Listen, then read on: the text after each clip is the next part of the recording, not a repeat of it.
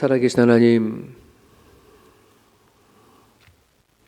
하나님 온 세상을 창조하시고 지을 때에 이 세상에 하나님의 신성이 가득하게끔 그렇게 이 세상을 지으셨습니다.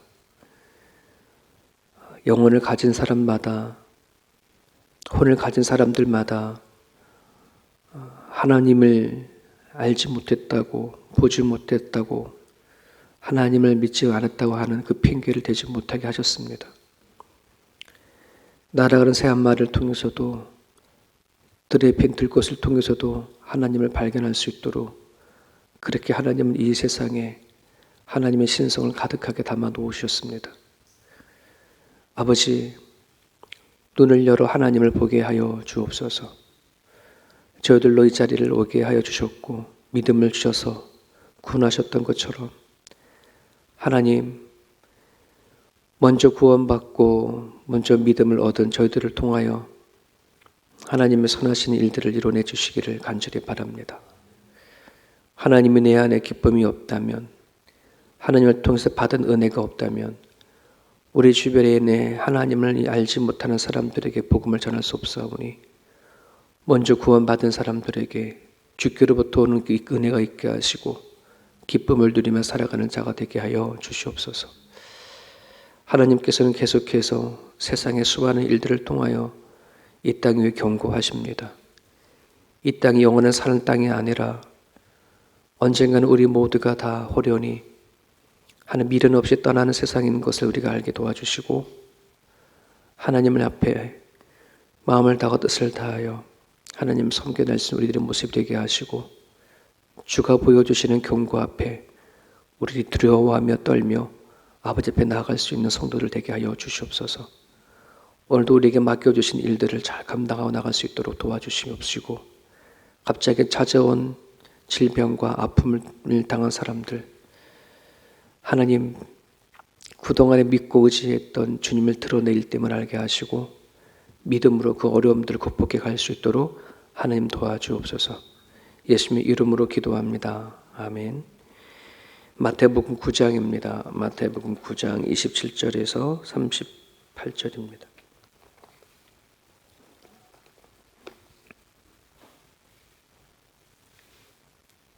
마태복음 9장 27절에서 38절 우리 같이 읽습니다.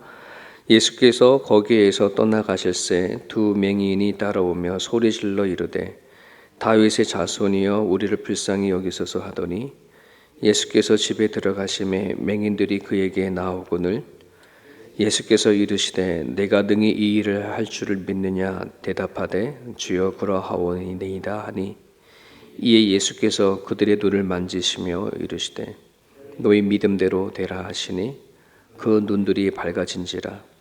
예수께서 엄히 경고하시되 삼가 아무에게도 알리지 말라 하셨으나 그들이 나가서 예수의 소문을 그 온 땅에 퍼뜨리니라.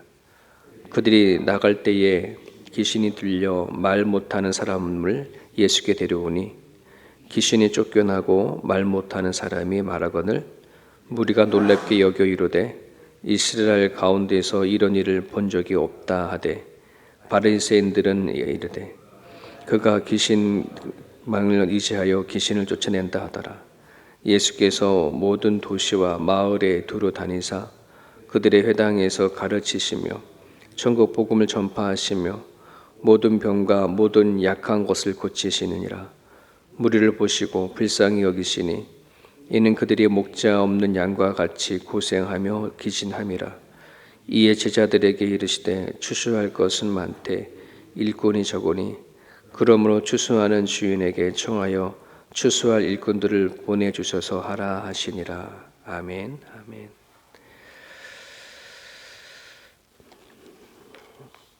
오늘은 그 두 맹인의 눈을 뜨게 하시는 일들, 그 다음에 귀신 들려 말 못하는 사람을 치유하는 예수님의 치유 사건이 기록이 되어 있습니다. 앞을 보지 못하는 두 맹인이 예수님에게 찾아와서 이렇게 질문합니다. 우리를 불쌍히 여겨주셔서 치료해달라고요. 그럴 때 예수님이 이렇게 말씀하십니다. 내가 능히 이 일을 할 줄을 믿느냐? 이 일이 어떤 일이에요? 보지 못하는 걸 보게 하는 거지 않습니까? 불가능한 일이죠.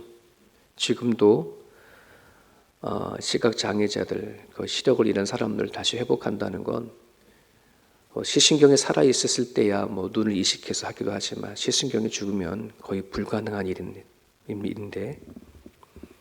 이 당시에는 말할 것도 없죠. 근데 그 일을 하는 것을 믿느냐라고 말합니다. 우리가 산상수훈 이후에 예수님께서 많은 사람들을 치료한 사건들을 계속 읽었거든요.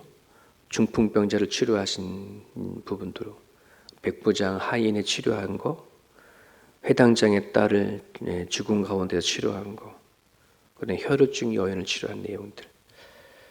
예수님이 치료하는 사역을 이렇게 계속 이렇게 눈여겨보게 되어지면 빼놓지 않고 언급하는 것이 있어요. 이게 믿음이라는 겁니다. 빼놓지 않고 언급을 해요. 우리가 아파서 병원에 가서 이제 의사한테 진단을 받고 또 검사를 받고 하잖아요. 그러면은 의사는 제일 먼저 지병이 있나요? 물어봐요. 혈압이 있어요.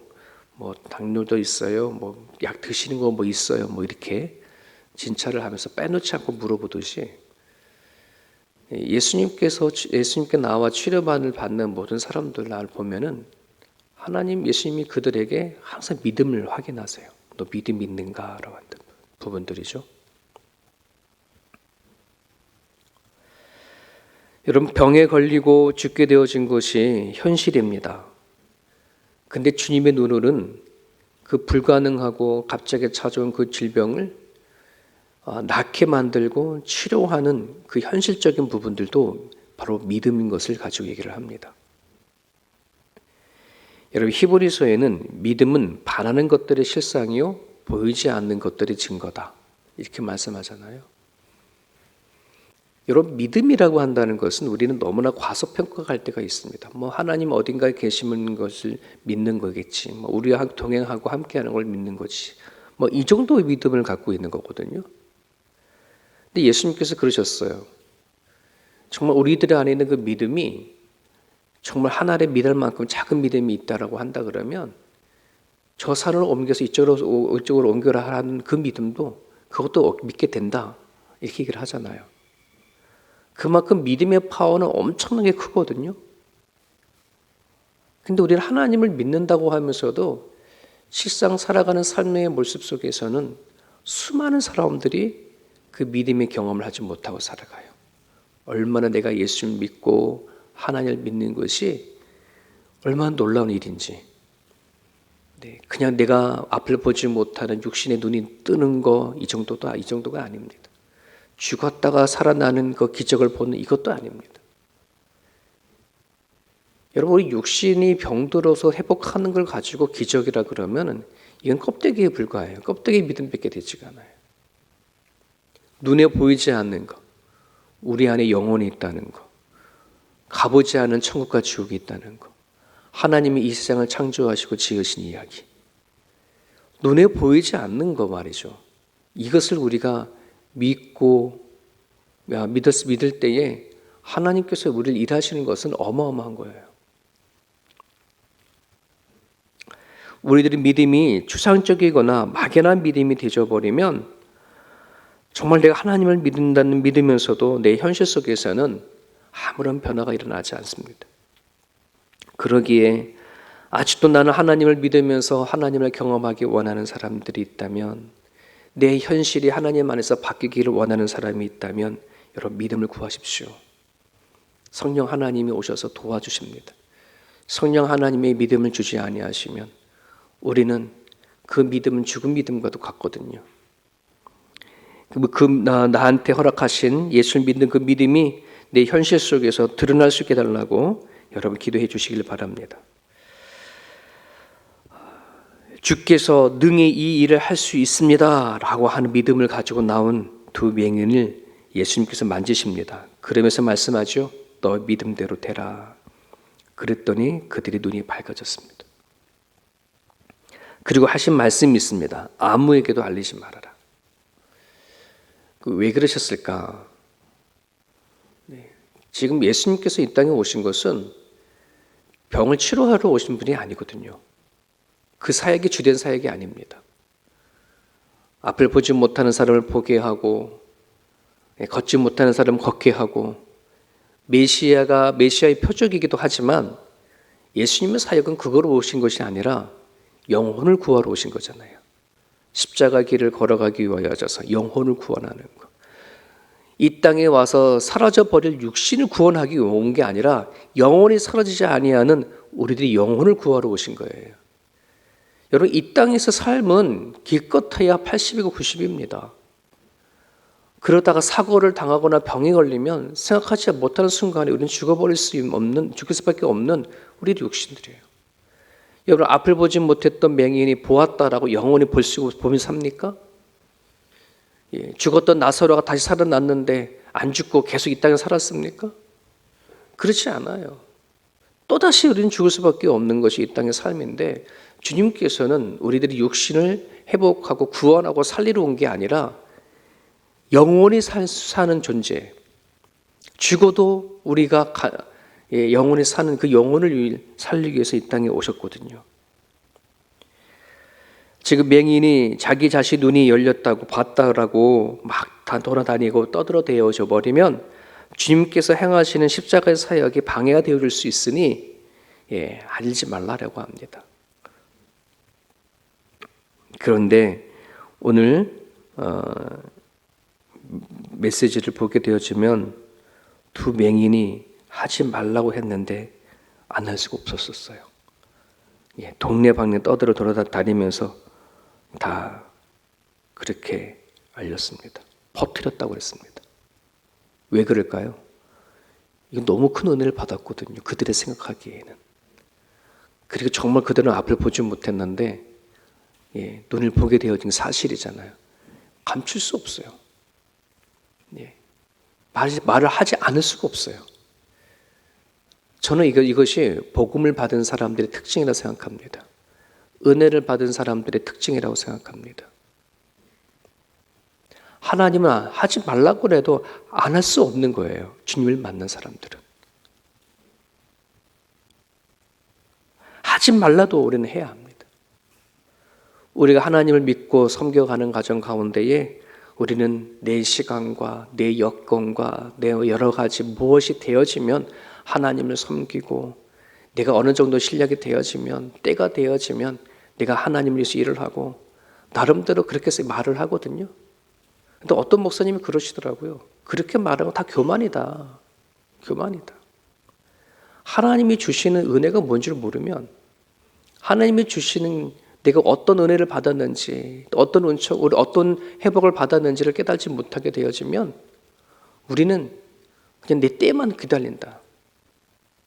그러나 복음을 받은 사람은, 은혜를 아는 사람은 그렇지 않아요. 너무나 큰 걸 은혜를 받았거든요. 내가 하지 아니하면, 말하지 아니하면 죄 짓는 같은 느낌이 있거든요.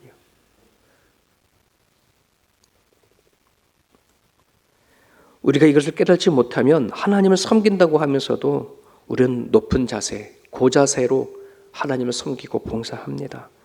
내가 이만큼 내가 헌신했다, 희생했다, 날 좀 알아다오.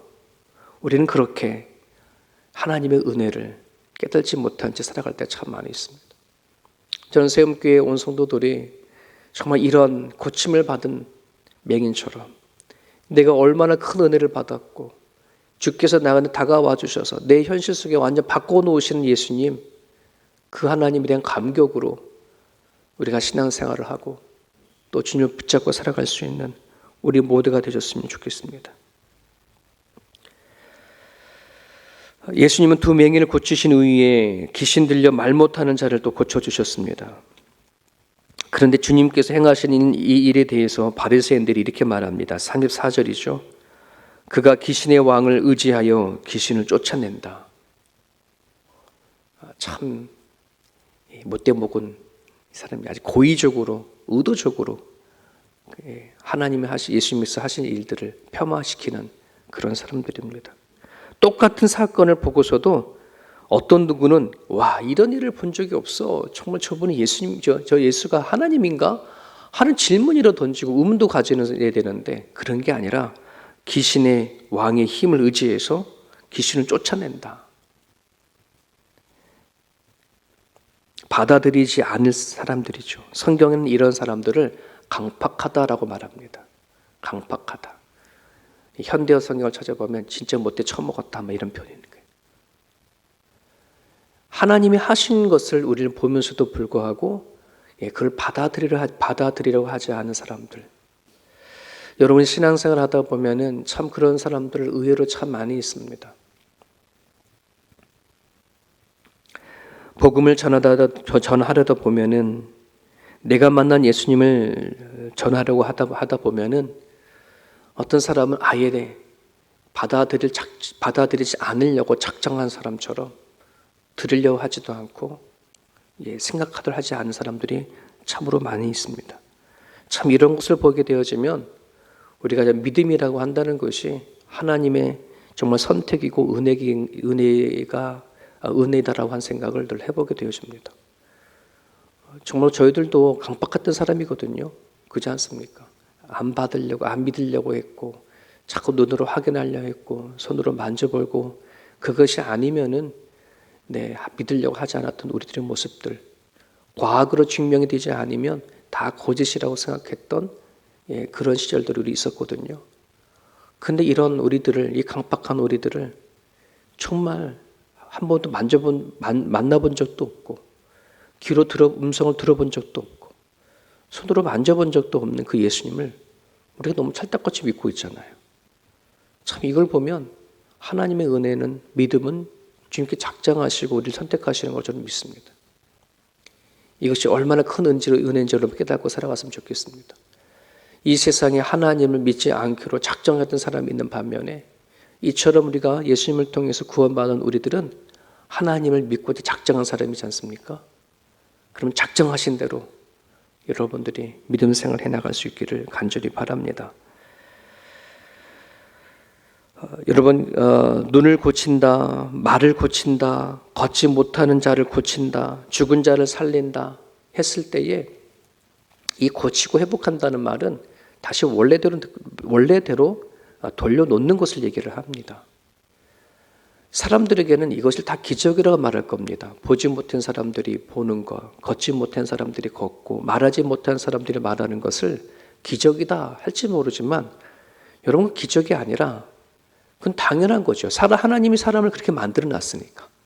눈이 있는데 보지 못하는 것이 비정상인 거고 입이 있는데 말하지 못하는 것이 비정상이죠. 우리에겐 기적이지만 하나님께서는 아무것도 아닌 거예요. 원래 만들어 놓으신 대로 되돌려 놓는 것. 이게 어떻게 가능하냐? 창조자이시기 때문에 그렇습니다. 당신께서 만든 존재이기 때문에 그렇습니다. 여러분 우리가 자동차를 수리를 하든 컴퓨터를 수리를 하든 그것을 만든 사람들에게는 아무것도 아니에요.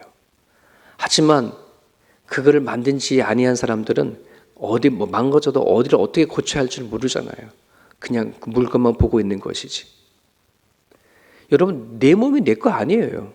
내가 어디가 아프고 막 그러면은 막 어디 가가지고 여기가 아프 저기 아프다. 내가 만든 내 몸이라고 하면 내가 고칠 줄도 알고 내가 회복해야 되는데 우리는 그렇지 않거든. 내 몸이라 생각하면서도 나는 내 몸을 잘 몰라.